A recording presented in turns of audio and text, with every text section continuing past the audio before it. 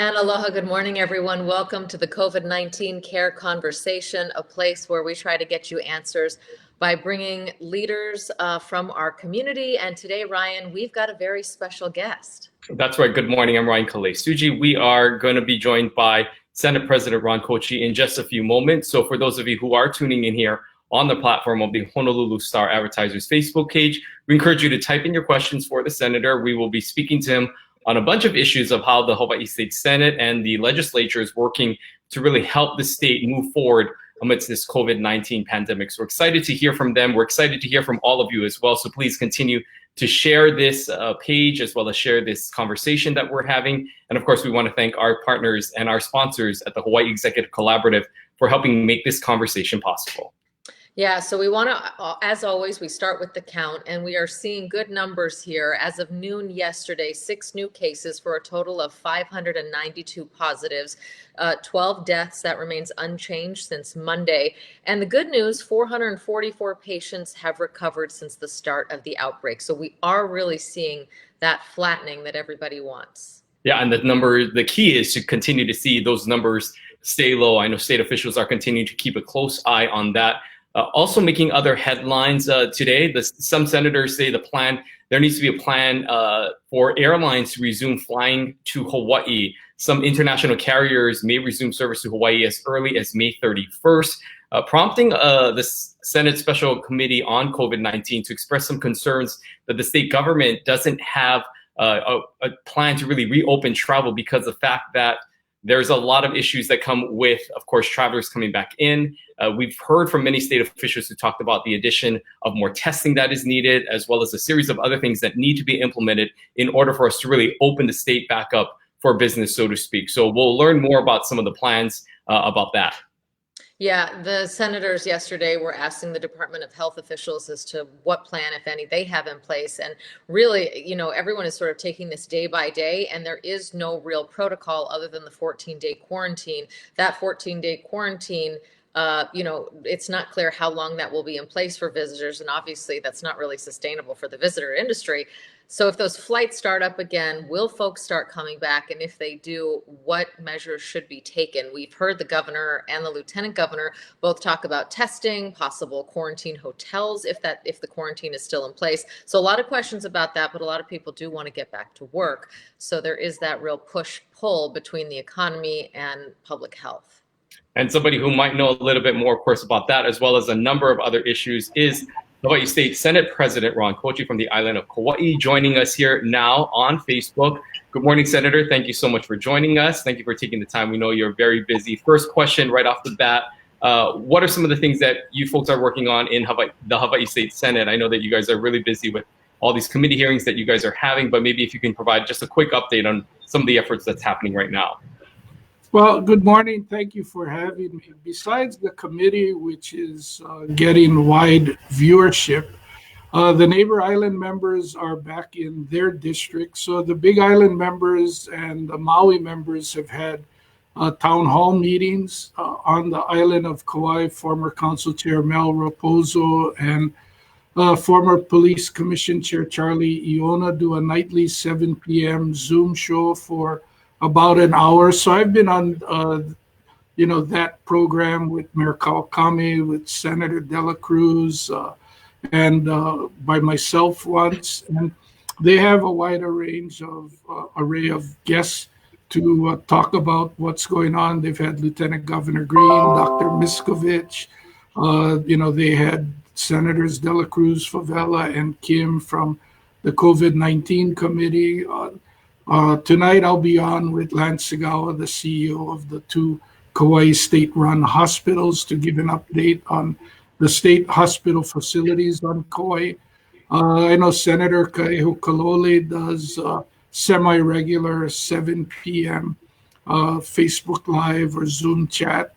There was a Leeward Coast Zoom program with the House and Senate members on Monday. So we're learning about the technology tools that are available to us, reaching out. Others, whether they've been sewing masks or, going out and helping in food drives, seeing how we're feeding our students at the various schools. and all the while trying to be sure we're practicing the appropriate social distancing. But they've been incredibly engaged. And then obviously we've got tremendous email inquiries that are coming in or through Facebook Messenger. And then the biggest deal has been the inability for people to get their unemployment checks. And so we currently have 33 members of the Senate staff. I believe at least one of our members is in that group, as well as 22 members from the Legislative Reference Bureau, which the Speaker and I oversee. So we have close to 120 members of legislative staff, legislators that are there at the convention center trying to help process the backlog. And most people don't realize that for the load that unemployment dealt with, they had only 70 employees full-time before this happened. They immediately hired 11 additional employees, but we're now ramping up to where there'll be over 200 volunteers. So besides the computers, I think today they're working on standing up the call center. We hope that when people have better aptitude in doing the applications, we will move into 2 6-hour shifts next week so we can expand the hours that they'll be operating and give people a larger window with which to come through. So on Tuesday, before they were even fully ramped up, they processed 2,500 claims. Well, that is good to hear. I know a lot of people have been very frustrated by that backlog. When we look at the amount of money that the state is going to be short, some of the projections say as much as $1.5 billion. We know that there's been some talk about cutting the salaries of state employees or even first responders by certain percentages. But even if that were to happen, and we'd love your thoughts on that, that still won't be enough to make up that shortfall. Where do you see the money coming from? Well, first of all, the Speaker and I immediately wrote to the governor, let's get together and work at seeing what else can we do before we get to those, pay reductions. And, right now, I think the hope is on that stimulus 4, we may not get new money because Senator McConnell is very much against the states and counties getting additional help. But with the $867 million that the state is going to get, we're hopeful that they may relax some of the restrictions. Right now, a lot of the people were saying, well, why are you cutting salaries when you're getting all of this federal stimulus money? Well, the rules are very clear. We can't use that to cover any items that were budgeted before March 1st. So that money is not to use to plug a revenue hole. But we're hopeful that that would be what is going to happen. Senator Dela Cruz, the Ways and Means Chair, Representative Luke, the Finance Chair, are reviewing the budget. We have some hard choices to make. I think the solar tax credit is $70 million. But can we continue to afford that and then reduce, compensation or make cuts? During the Great Recession, they eliminated the whole vector control section. And most people don't realize there was a reduction of over 3,100 state jobs during that period in trying to deal with the revenue loss. One of the things we did do is raise taxes that was going to generate about $500 million in revenue. Raising taxes is really not an option because there's no economic activity going on. So it's really looking at other programs, freezing or eliminating the vacant positions and dealing with those before we get to people who are actually currently employed, or as we refer to in the budget speak, the warm bodies in the budget. Let's take out the vacancies first. And then there certainly are going to be new jobs like contact tracing in the Department of Health. How much longer is unemployed insurance going to need assistance? And DLNR and the Department of Ag need people in the field to work on cleaning trails and doing I guess, maintenance work for irrigation trails. And so there may be now jobs that the COVID-19 budget or the CARES money can pick up that would relieve some of the pressure on our budget. But there's some tools available to us. You know, we know a large income or not large, of course, revenue driver is the TAT, the money that the state gets from that, and just from the hospitality industry in general with tourism. When do you foresee and how do you foresee Hawaii coming out of this and opening up for tourism once again to help jumpstart the economy and help generate more revenue?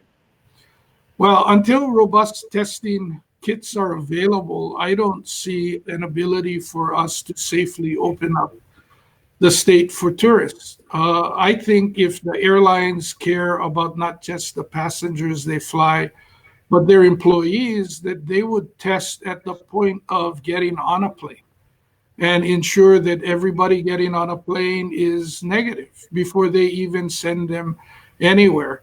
I'm old enough to have run through the airport in Lehui 10 minutes before my flight and get on board. I never imagined I'd have to go through a metal detector, that I couldn't take the Hawaiian salt unless each bag was pinched with the liquid, that I couldn't bring fresh poi or guava jelly. But all of those things have to go through the x-ray machine, and there are prohibited items or items that are automatically tested. And TSA has become a whole industry that never existed before 9/11 in 2001. So I believe this testing is going to be part of it. If they're not doing it at the point of getting on the plane, then we need to be able to administer these tests when they arrive.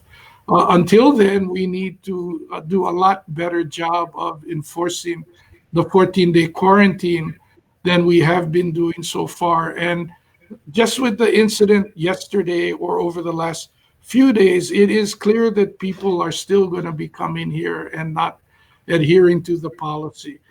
Chris Tatum appeared before the COVID-19 committee last week. He talked about a much more robust protocol. He's scheduled to appear again tomorrow, and they're going to talk about it in greater detail. I think, putting bans on people, red for tourists, blue for resident, and, getting them to the hotels, better identifying where they're at, requiring the 3 phone calls a day, having people in place. But I don't know if it's legal, but what the committee has talked about is the potential of just when you get in, you get on a bus and you're taken directly to wherever it is, a hotel, the University of Hawaii dorms. You do the 14-day quarantine where we are aware of nobody should be leaving the property there. And once you complete it, then you should leave. Now, if that sounds draconian, it is intended to, because the message I think we need to send clearly is, we love you, but we're not ready yet. And I want to be clear to Mayor Caldwell. Kauai does not appreciate being identified as a potential test case to go bring in the tourists so that you can make better decisions on Oahu. I was stunned when I heard him make the comment last night. The people of Kauai do not appreciate being characterized that way. And Mayor Kawakami has gone through extraordinary lengths, way beyond any other mayor or the governor, in locking down the island of Kauai. And they have gotten the results that they have by great personal sacrifice, by staying at home, by living with a 9 p.m. to 5 a.m. curfew. And then to tell us, because we've done such a good job, we should be first. I totally disagree with that. Well, let's talk a little bit about that, because the mayor has extended, Mayor Caldwell has extended the stay-at-home order for the city and county of Honolulu till the end of May. Do you anticipate the rest of the state doing that? Should that come from the governor's office, or is that a county-by-county decision? The governor will have an overarching policy, and then each mayor will then put policies into place if they need to be stricter, based on each individual county's situation. But at this point, if you listen carefully to what Mayor Caldwell said, he's extending the stay-at-home policy till May 31st, but they are going to start looking at what they're reopening. I think that that's part of the stronger message to tell the tourists, no matter what you see on the national news, we're not ready on May 1st to start taking visitors in.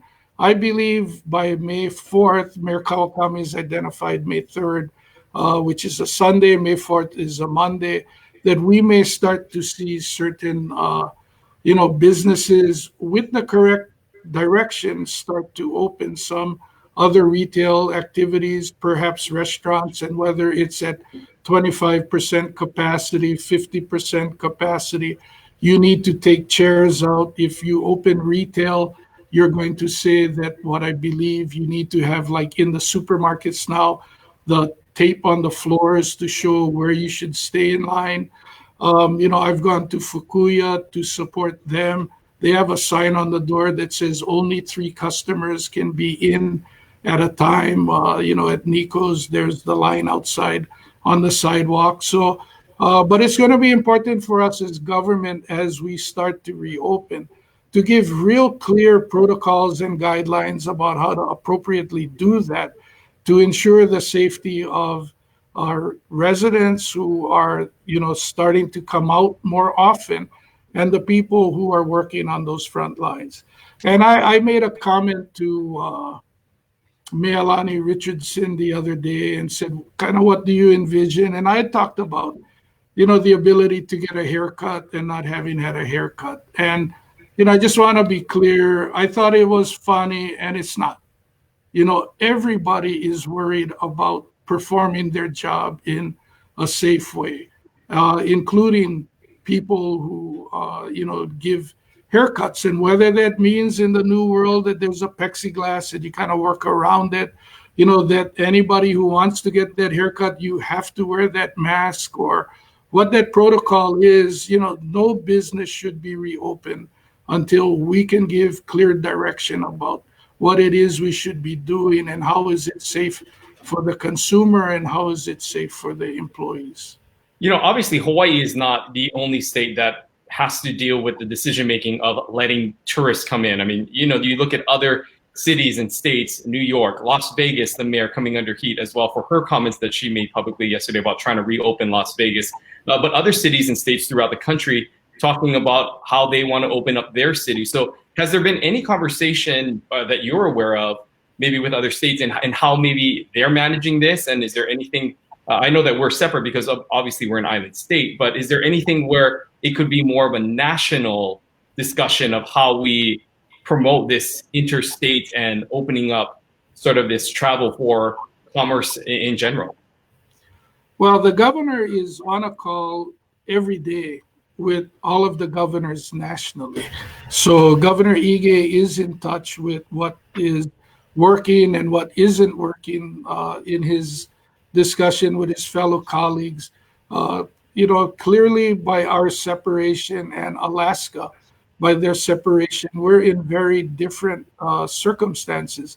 If you notice, there is that coalition of about 7 eastern states that they're all going to work in concert because they realize with proximity of borders that the action of one affects the other. The western states have created a coalition, and we are clearly going to have the opportunity to see what happens in Georgia, where they're talking about opening the state up on Saturday, and some of the other areas. We've already seen what happened in Hong Kong, in Singapore, which were all held up as great models. And as soon as they started taking visitors in, then the virus immediately came back and started spreading. And in the case of Singapore, which is held up as one of the best, it was really the return of migrant workers that was responsible for the spread. And that's why I think that while it sounds drastic in the implementation of the 14-day quarantine, until we have that more robust testing capability available, it's going to be hard to take in tourists. But we're going to be desirable because we've had such a low rate of infection here. And while our heart goes out to any lost life, with only 12 deaths due to COVID-19 here in Hawaii, we are viewed as a low low rate, and we would have an exotic appeal about our beaches, the sunshine, and the quality of our destination.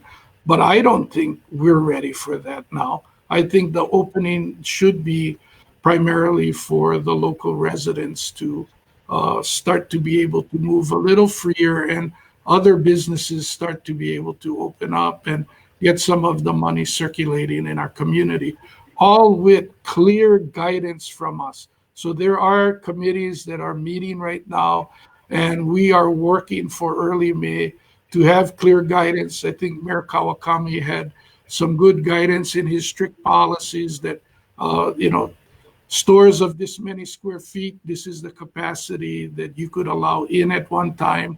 And, as your size grows, the number changes, but you need to have, I think, some very specific guidelines for everybody out there. I hear what you're saying about retail and other vendors, and that is definitely possible there. One area that it's not possible, of course, is schools. Do you anticipate schools being able to open, if not in the summer, then in the fall? It's very hard, as a parent, when I think about it, how do we get social distancing for kids? Or do you think that we're going to still be in this Zoom online, distance learning model for some time to come? Well, we'll be in for some time to come because the DOE has already announced that there will be no more classes this year, this school year. And they also have already announced that summer school will be online. So the schools will not be open. The speaker and I sent a letter with all of the members of the legislature adding their names to USDA, asking them to please continue the feeding program because students aren't going to be going into the classes. But we are feeding a tremendous amount of students right now. Well over 30,000 are getting meals every day through the program. And then we'll see with the testing that's in place if we'll be able to open schools at the end of July or not. If not, we do have time to work on making sure our online learning is much better. We were able to get through 3/4 of the school year with our normal teaching methods and missed the fourth quarter, but to start missing too much, I would be very concerned about our students falling behind if we don't have a very robust, uniform online policy. I want to bring in a comment that was made by one of your colleagues, Senator Gil Keith Agaran, saying neighbor island legislators have asked the Department of Labor to consider standing up dedicated lines for claims from Maui, Lanai, Molokai, Kauai, and Hawaii Island. There are state employees who could volunteer from our islands as well. Do you think that that's something that should be considered by the department, is to create a dedicated line for these unemployment claims for the neighbor islands? Well, I'll have two questions for Director Murakami. When I'm done with this program, I'm going to be heading down to the convention center. I believe the COVID-19 committee is meeting with Director Murakami. Rather than him calling into the Capitol, he thought it would be a little more productive if they could see what they're doing. So I'll certainly ask that question. But right now, the call center is taking all calls statewide. The second question I was asked yesterday from somebody on Kauai, I did tell them that to the best of their ability, but it's not going to be 100%. They are trying to process the claims from the earliest request back in March and trying to work their way through.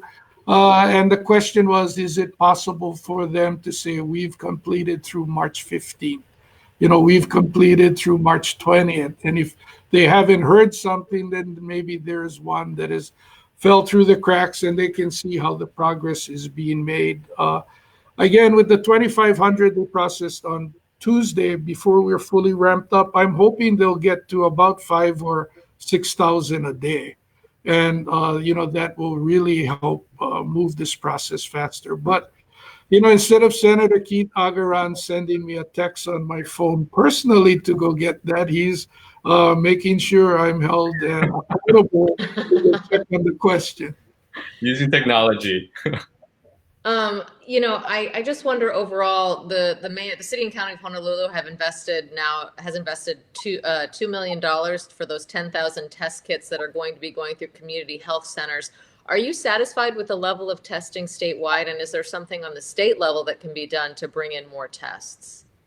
Well, I've always believed from the beginning, from everything I was watching on, the national news, that the most robust testing protocols we could have, the better information we'd have, and the better we would know what we're dealing with. But it was very clear at the beginning, because CDC decided to develop their own tests and not take the World Health Organization tests, that we were far behind. The first kits that were sent to us didn't work, and we had limitations. The other thing that was very clear when the mayor announced his testing program, he secured them from South Korea. So they're not CDC approved, FDA approved, but they happen to be the tests that everyone else in the world is using except the United States. So if South Korea and Taiwan and Singapore and Germany have had robust testing protocols in place that have been effective, I think that the tests he secured are going to be, sufficient, or will work out for our needs as far as what's going on. We're going to do something a little different. Every day on our show, of course, we'd like to highlight a special group or an organization that is really helping to give back to the community. And our Hawaii hero of the day is the Waihata Company. And Senator, you know firsthand about the work that they're doing in your community. If you want to share a little bit about some of the efforts that they're making to help the community right now, as we take a look at some of the photos from them. Now, Waihata had been supplying food to the Independent Food Bank of Kauai and the Hawaii Food Bank, and they're both in Lehui. So last Saturday, they decided to take one truckload out to Kilauea and one to Kekaha, and reach out to the communities at the far end of the Garden Island. And in the west side, they worked with Eola, which is a nonprofit organization in Kekaha. They've gotten support from Hawaii Community Foundation, from the County of Kauai. They've engaged local fishermen. So they've distributed over the last several weeks over 3,000 pounds of fish.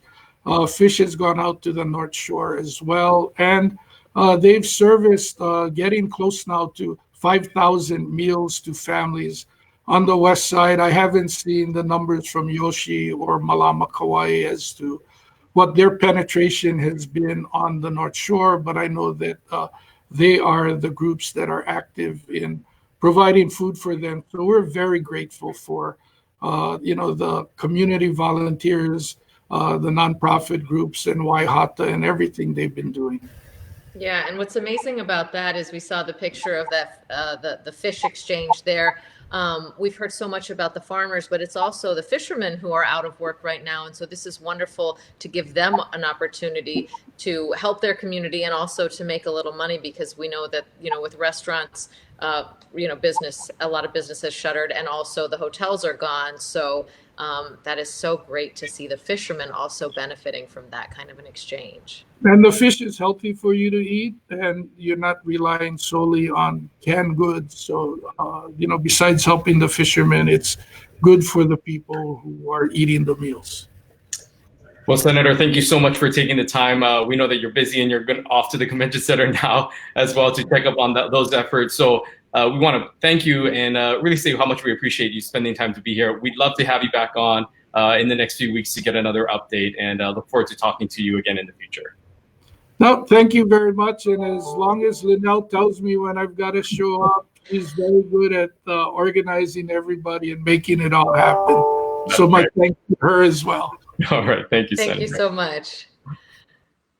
Okay, well, great to hear him on. Interesting just to hear about all the different, when you think about lawmakers and all the different facets of the community that they serve and all of the different things that they're trying to figure out, from when he was saying at the beginning, down to sewing masks all the way up to volunteering at the convention center, and then obviously trying to figure out how on earth they balance the budget.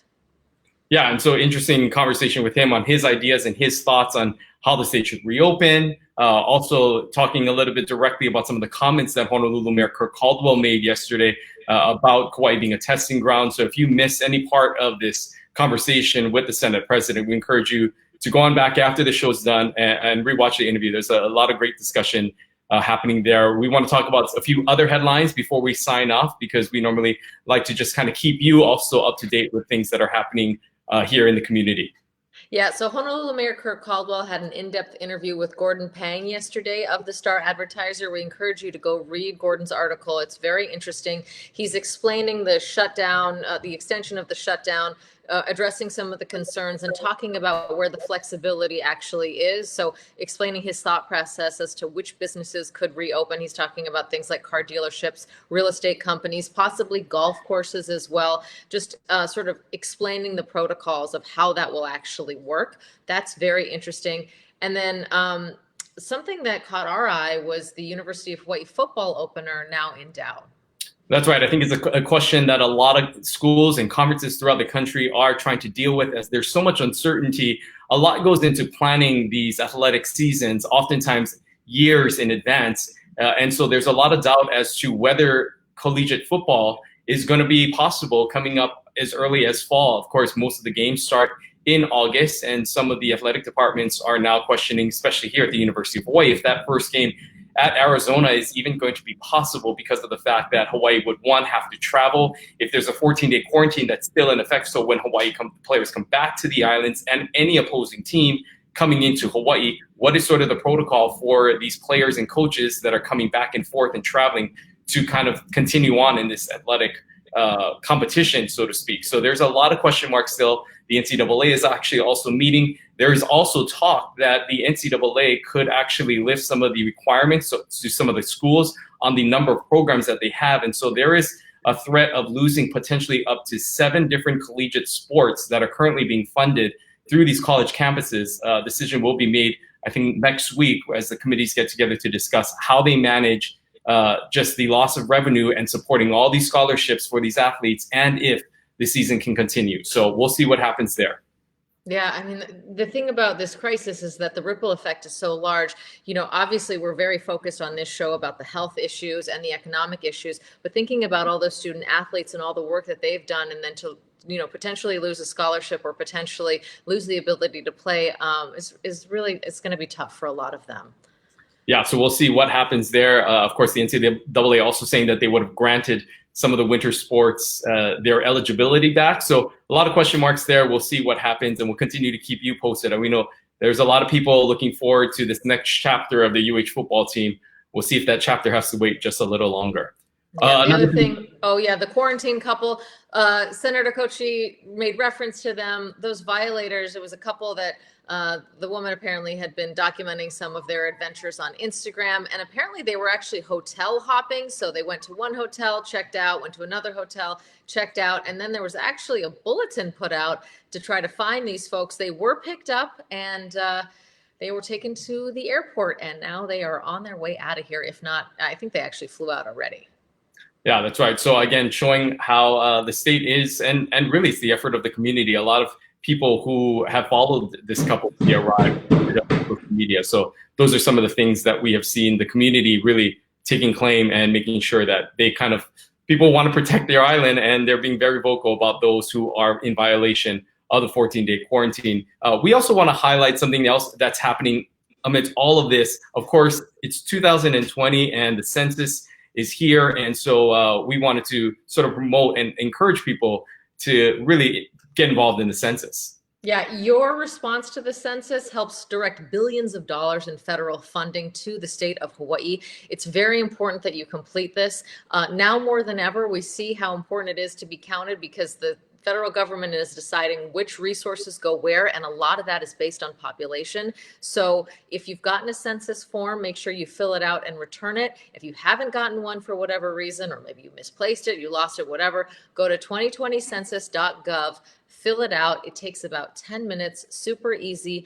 Make sure you do it at that .gov website so that you are actually responding to the census website itself and not any kind of fraudulent website. The census questionnaire is secure, it's confidential, and it is so important to do because now more than ever, we need to be counted, Ryan. That's right. So, we're going to, of course, see more of these campaigns happening and really just the effort to get out there, participate in the census. No better time to do it when you're stuck at home. If you have a few minutes, it's really quick, it's really easy. Why not do it now? We are looking forward to our conversation tomorrow. Derek Kawakami, the mayor of Kauai, will be here to sort of address some of the questions and some of the things that are happening on his island and the efforts that are being made to protect Kauai County. And then next week, we will have Governor Ige back here on Monday. And Scott Murakami, he's becoming a very popular figure here in our state with director of the Department of Labor and Industrial Relations to take on more unemployment questions. We actually have broken up some of the portions of our interview with Director Murakami. So if you head on over to coronavirushawaii.com or our Instagram page, we've sort of broken up each question because there's been so much questions about unemployment. Encourage you to head on over there. It's also posted on YouTube where you can find more information about that as well. So looking forward to yet another conversation again tomorrow with the Kauai mayor. Yeah, that's right. Until then, please stay safe. Wear a mask if you head out. Practice that social distancing and stay strong during this process. We appreciate you. We appreciate the Hawaii Executive Collaborative. And until tomorrow, we wish you a fond aloha. Aloha. We'll see you tomorrow.